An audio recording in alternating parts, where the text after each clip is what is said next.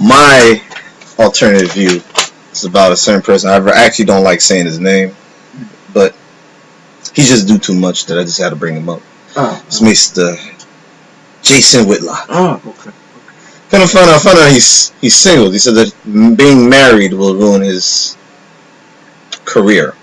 Just think he just can't get one. But let me not go personal shots. Let me just go speak straight facts of this person named Jason Witlock.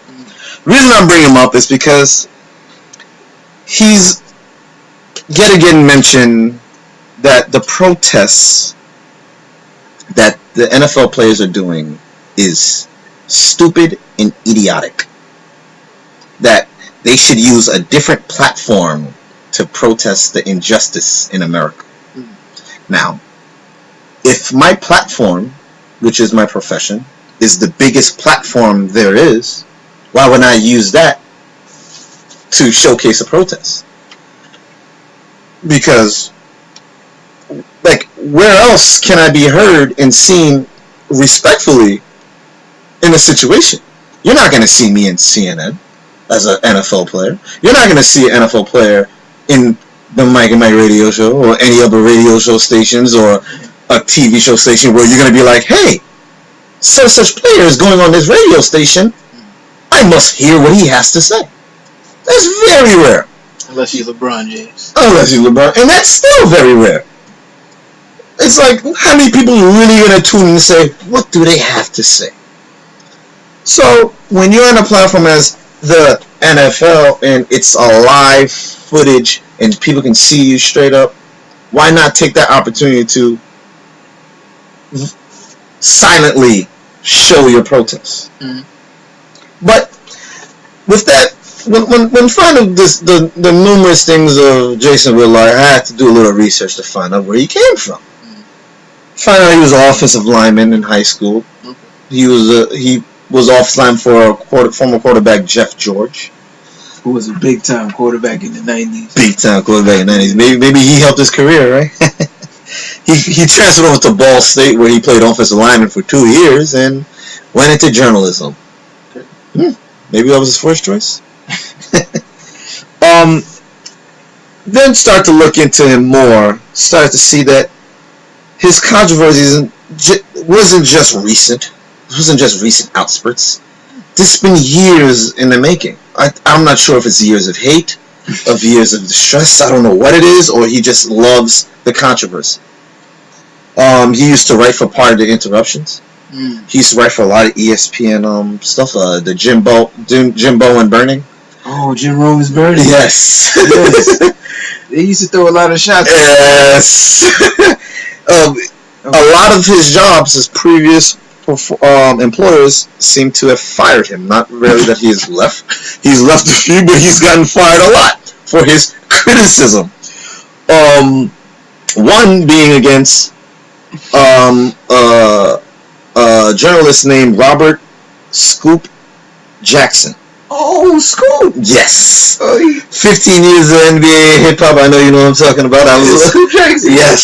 Swope for Slam. He's the one that he actually put his job on the line if they did not put Allen Iverson on the cover of Slam magazine while he was in Georgetown.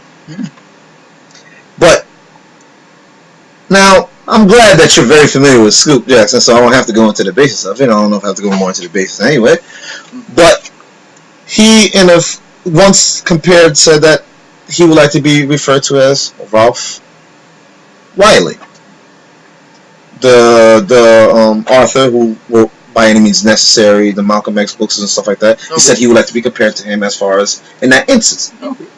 I know Ralph Scoop. I know his work. I know he's done a lot especially for NBA and African American community and stuff like that.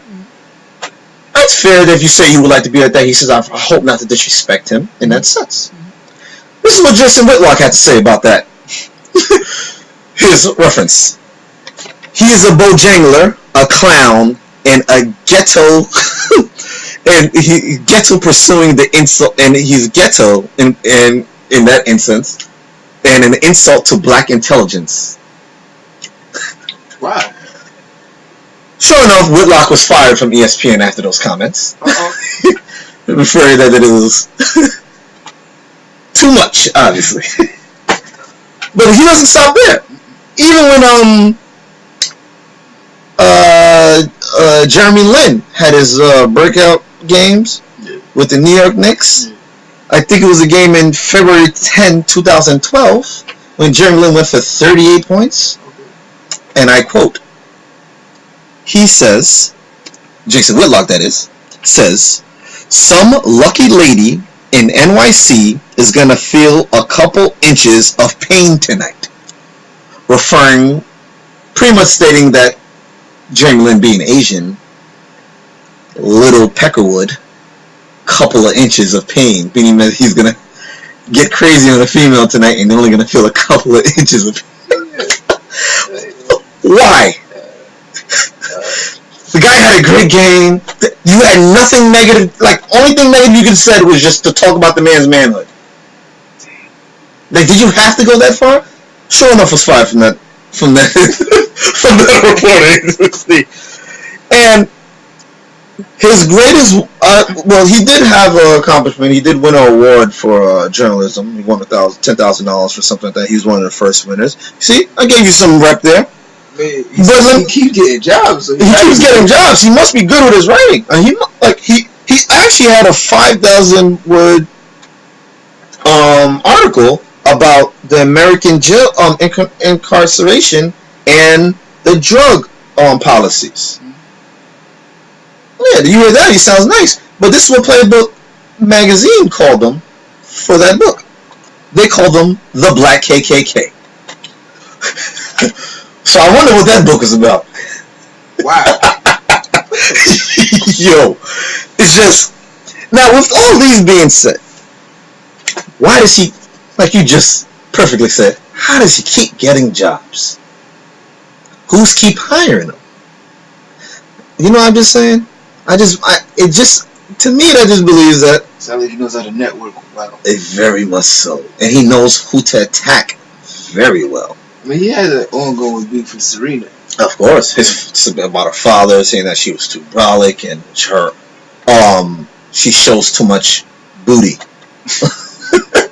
She makes too much noise when she's... His complaints, I think...